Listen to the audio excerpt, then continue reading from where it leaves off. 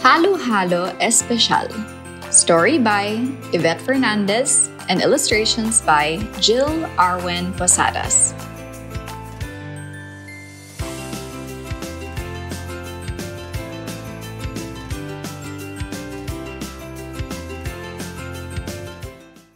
I am lying in bed and not feeling very well. It is Monday, and I have been sick at home for 1 whole week. I miss seeing the sun. I miss being with my friends. I miss playing in the streets. Nakahiga ako sa kama.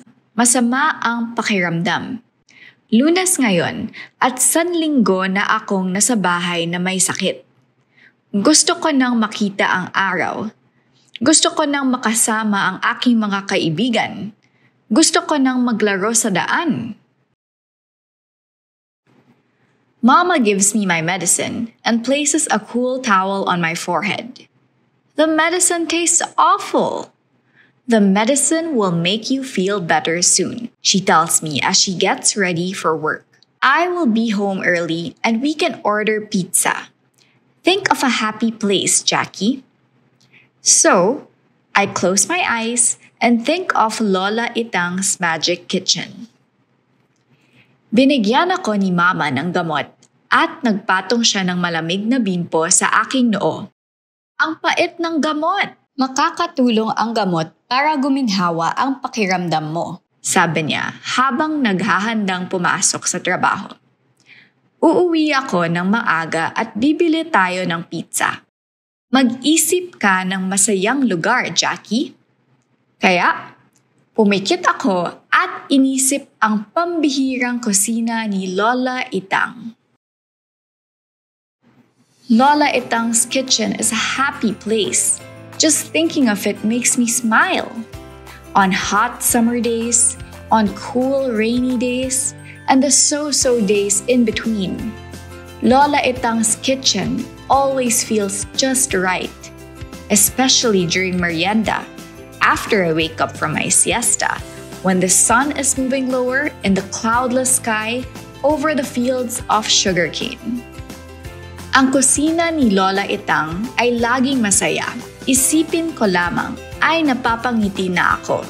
Kung mainit sa tag-araw, kung malamig sa tag-ulan, pati na sa iba pang araw sa pagitan. Masaya ang kusina ni Lola Itang, laging magaan sa pakiramdam. Lalo na tuwing merienda. Pagkagising ko, pagkatapos ng siesta, kapag unti-unting bumababa ang araw sa malinis na langit sa ibabaw ng bukirin ng mga tubo. Hello, Jackie! A soft, familiar voice whispers in my ear. I open my eyes and see Lola Itang smiling at me. She has come all the way from her magic kitchen to spend time in the city with me. Kamusta, Jackie? Isang malumanay at kilalang boses ang bumulong sa tainga ko. Pagmulat ko, nakita ko si Lola Itang na nakangiti sa akin. Nagmula pa siya sa kanyang pambihirang kusina para makasama ako rito sa lungsod. Are you hungry? I brought you some merienda. Lola Itang uncovers a plate of freshly made bibingka wrapped in banana leaves browned over hot coals. Salamat po, Lola Itang, I say, happily sitting up in bed. Sprinkling fresh coconut shreds, already I feel better as I dig into the fragrant rice cake embedded with slices of salty white cheese and tart red egg. Thank you for coming to visit me. I will stay here and make your favorite treats, so you will get well soon. Nagugutom ka ba? May dala akong merienda. Inilabas ni Lola Itang ang isang plato ng mainit-init pang bibingkang nakabalot sa dahon ng saging na tinayantang sa init ng baga. Salamat po, Lola Itang, sabi ko habang masayang bumabangon. Nagbudbod ako ng ginadgad na niyog at agad bumuti ang pakiramdam ko nang kainin ang mabangong kakanin na may mga piraso ng maaalat-alat na kesong puti at itlog na pula. Salamat sa pagdalaw ninyo sa akin. Dito muna ako para gawan ka ng paborito mong kakanin para gumaling ka na. Even though Lola Itang is staying with me, far away from her home in the province, she has brought with her the magic of the sugarcane fields and her enchanted kitchen. Kahit na kasama ko rito si Lola Itang at malayo siya sa kanyang tahanan sa probinsya, dala niya ang hiwaga ng bukirin ng mga tubo at ng kanyang pambihirang kusina. On Tuesday, she boils a pot of champorado, chocolate rice porridge, and serves it with tuyo, dried salted fish. Martes, pinakuluan niya ang isang kaldero ng champorado at inihain ng may kasamang tuyo. On Wednesday, she bakes flaky ensaymada laden with creamy butter, sugar, and grated cheese. Miyerkules, naghanda siya ng ensaymadang tigib sa mantekilya, asukal at ginadgad na keso. On Thursday, she fries turon, crisp banana rolls covered with molten sugar. Huwebes, nagprito siya ng saging na turon, malutong, at nababalot ng lusaw na asukal. Friday is the best day of all, halo-halo day. Lola Itang mixes all sorts of nice things into her tall glass of halo-halo. At the bottom of the glass go the red beans and the black beans. Then come the sweetened slices of banana, chewy nata de coco, red and green jelly gulaman, strong-smelling yellow jackfruit, a spoonful of the purple ube jam, and a slice of leche flan.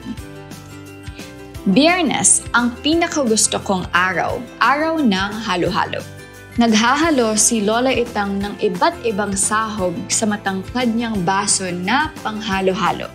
Sa pusod ng baso na pupunta ang garbanzos at munggo, sunod ang mga hiwa ng minatamis na saging, malatang nata de coco, pula at berdeng gulaman, mahalimuyak na langka, sangkutsyarang haleyang ube, at isang hiwa ng leche flan. Lola Itang fills my glass with cold shaved ice. A stream of milk from a can slowly melts the ice and makes it easier to mix with my long spoon. A delightful swirl of colors, red and yellow and purple and green.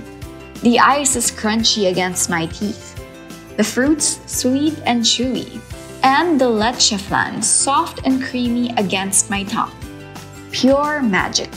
Pinupuno ni Lola Itang ang baso ng kinaskas na yelo. Isang buhos ng gatas mula sa lata ang lumulusaw sa yelo at nagpapadali sa paghalo gamit ang aking mahabang kutsara. Isang nakaaaliw na pag-ikot ng mga kulay. Pula at dilaw at lila at lumpian. Lumalangot-ngot ang yelo sa aking ngipin. Ang mga prutas, matamis at mangata. Ang leche flan, malambot at matamis sa aking dila. Tunay na hiwaga. Later that afternoon, Mom comes home from the office and puts a thermometer in my mouth. She takes it out and smiles.